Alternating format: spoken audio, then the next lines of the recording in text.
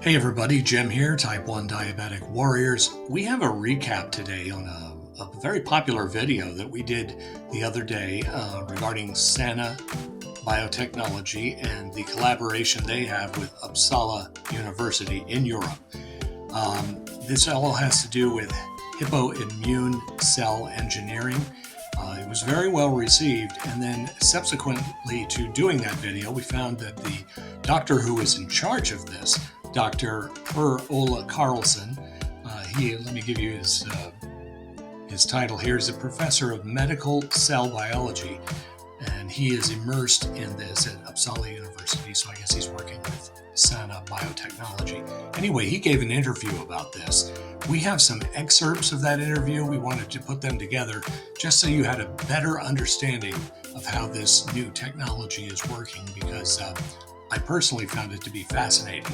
The whole idea of re-engineering the T cells outside from the donor, re-engineer them, and then put them into the pancreas of the patient. Love the technological idea behind this, and I think it has some legs. I think it's going somewhere, but that's just my opinion. We always love to hear what you have to say. So hit the like and subscribe button if you would, and you can always go to our front page of our channel, and if you desire, you can support us by buying us a coffee. So let's get right to it. And Uppsala University and this bioengineering of T cells. Q&A. Transplant treatment for diabetes shows promising results by Annika Holth, Uppsala University. Per-Ola Carlson, professor of medical cell biology, Uppsala University.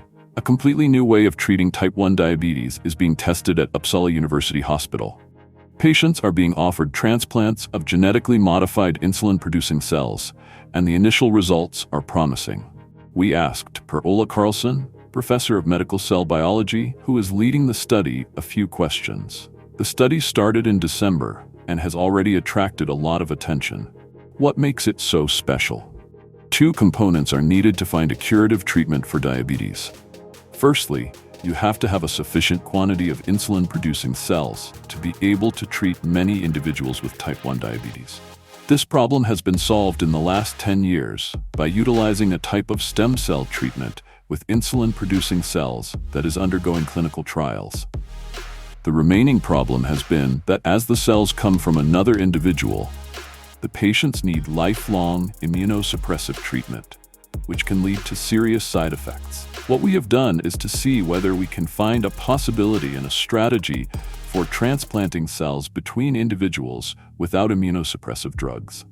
You have developed genetically modified insulin-producing cells that are hypoimmune, so that immunosuppressive treatment is not required. For the first time, they have been transplanted into a human. How has it gone up to this point, Doc? We want to see if we can transplant between individuals and get the cells to survive. Though this study is primarily a safety trial, of course, we are taking the opportunity to see how the cells are doing. At the end of the year, we had just over 4 weeks of observations and saw that the same quantity of cells remained when we inserted them. They do not disappear. They have stayed there with their stable insulin production over these weeks. What we would otherwise have expected in a transplant between individuals is that we would have had a rejection process and would already have lost this cell function in the first few weeks. What will be the next stage of your research? We will now continue to monitor this over time. This type of study has to carry on for 15 years to show that the treatment is safe. It may not take that long to be able to say that the cells work and that it's reasonably safe. So we won't wait all that time before we go ahead with new studies. The next step is to apply this genetic modification to stem cells. That would make it possible to produce huge quantities of insulin-producing cells with this genetic modification. We would then have a large number of cells that could be used in clinical trials and could also be made into a pharmaceutical product. Transplantation treatment for diabetes. For people with severe type 1 diabetes, transplantation of islets of Langerhans containing insulin-producing cells has been an established treatment for over 20 years. These cells come from the pancreas of a deceased donor and are transplanted into a patient to achieve normal blood sugar control and insulin independence. As with all other organ and cell transplants, suppression of the recipient's immune system has so far been required to prevent immune rejection of the transplanted cells. The insulin-producing cells used in the new study are genetically modified to avoid detection by the immune system, which protects them from both rejection and autoimmune attack. This interview content was provided by Uppsala University. This channel will continue to follow the progress of Dr. Per-Ola Carlsson and the staff of Uppsala University. Okay, guys, well, I hope that hearing from the horse's mouth, Dr. Carlsson, this gives you a better perspective of this hypoimmune cell engineering. I personally am very bullish about this, and I just want to say one thing first. I know that some in our audience are frustrated at times and that this isn't happening faster. Well, I've been waiting for 40 plus years, so it is much closer than I think many people thought it could be 15 years ago.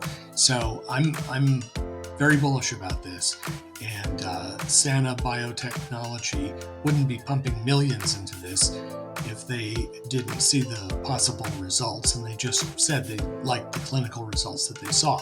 So do not glom onto the comment he made that these things need to be reviewed for 15 years. Do not misinterpret that, that he's saying it won't be around for 15 years. That's not what he was saying.